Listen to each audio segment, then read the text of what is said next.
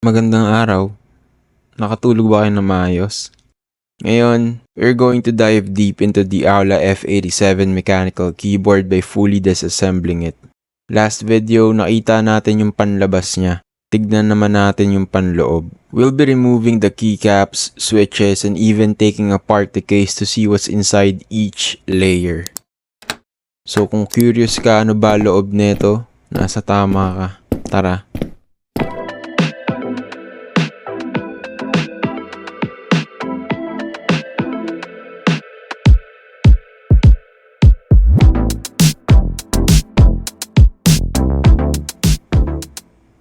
First, we'll start by removing the keycaps.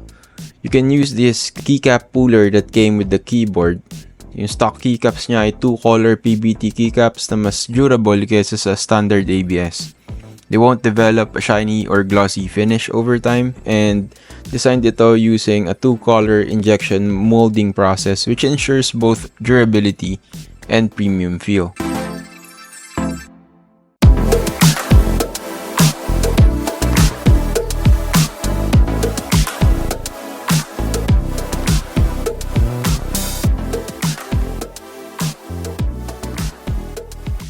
Switches naman ang tatanggalin natin. This keyboard uses hot swappable blue-gray wood V3 switches, which means hindi mo na kailangan mag-solder or desolder kung gusto mong palitan yung switches.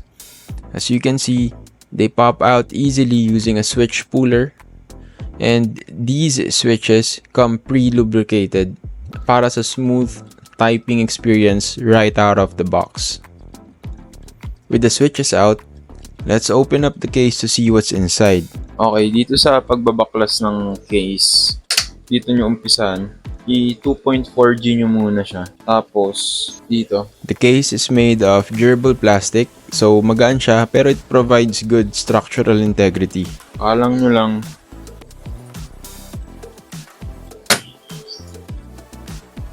habang pinupull nyo to, itong part na to, push nyo siya dito sa board para lumabas. So, dahan-dahanin lang natin yan. Hanggang sa may marinig ulit kayo na clip na matanggal.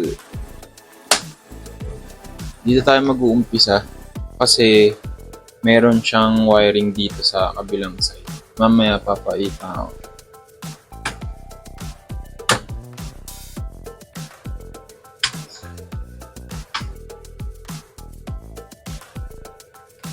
Papaita ko lang yung wiring.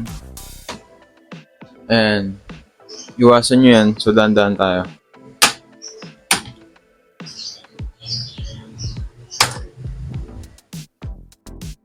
Eto na. Bukas na tong case. So, unang makikita natin ay meron siyang Silicone gasket on top of the slotted PC positioning plate. This plate provides better stability and reduces the chance of wobbling. Yung silicone gasket naman ay for improved resilience and also stability, giving the keyboard a softer and more elastic typing feel. Dito sa next layers, makikita na natin yung layers ng filling silencer tulad nitong Poron Cotton and the IXPE shaft underpad. These are designed to minimize the sound of the switches hitting the case. This setup makes the keyboard both quiet and solid when typing.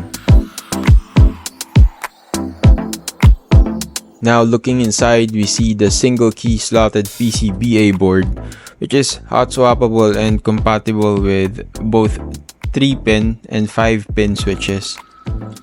Below that, the keyboard uses a series of layered components, including shaft, seat, bottom cotton,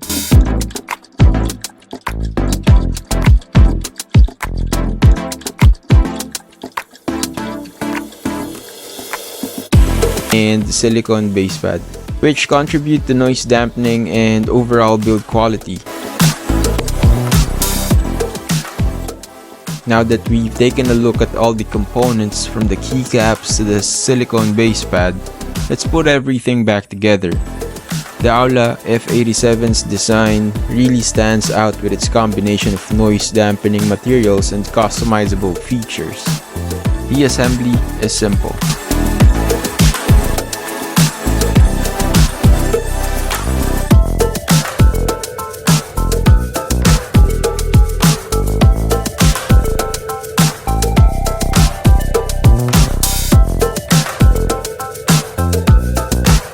So ayun, an in-depth look at the Aula F87 mechanical keyboard.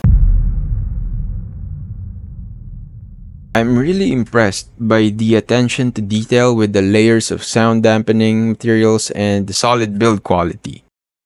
Mapa-typist ka or gamer, this keyboard has something to offer. If you found this breakdown helpful, like and subscribe.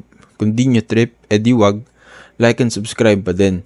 Pero, comment kayo kung ano yung ayaw nyo, syempre. Pinalitan ko nga pala yung keycaps ko with these keycaps. Check out nyo yung sound comparison.